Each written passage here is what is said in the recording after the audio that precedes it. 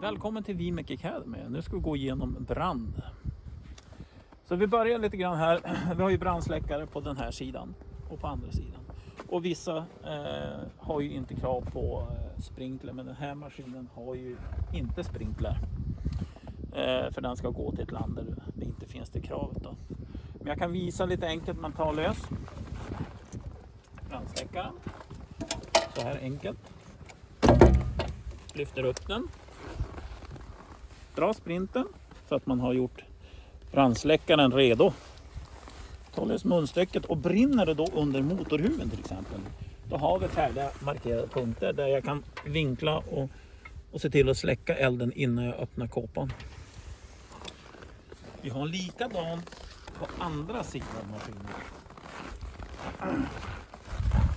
Så har man kan sticka in slangen om lågorna och slå ut och så här att släcka och vrida så här. Man kan ju även hitta andra skrymslen och trycka in och spruta. Givetvis är det ju bara att använda släckaren på andra ställen. Komma åt om man ser att det brinner under. Där man kan hitta och sticka in. Men man bör ju vara försiktig så att man inte sprutar eld tillbaka på en. Ja, så det är lite snabbt om brandsläckning den här. Har vi då sprinkler på maskinen? Vi kan gå tillbaka med den här.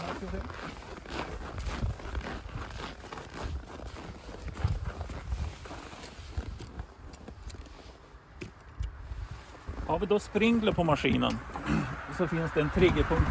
Här inne kommer den att sitta. Då är det samma sak. Då drar man en sprint. Trycker in en utlösare här som gör att sprinklern går av. Och den har ju även då dyser under, eller munstycken kan man säga, under huven, under maskinen, som hjälper att släcka branden åt den då. Och den har även en så kallad detektorslinga. Så då den brinner av så går sprinklern igång automatiskt. Och släcker då under huv och under maskinkropp. Vi har ingenting i framänden, men det är ju viktigast här där vi har bränsle och alla vätskor. Då får man använda släckaren om det skulle vara någonting där framme. Risken är väldigt liten där i och med att man har inte så mycket värme där.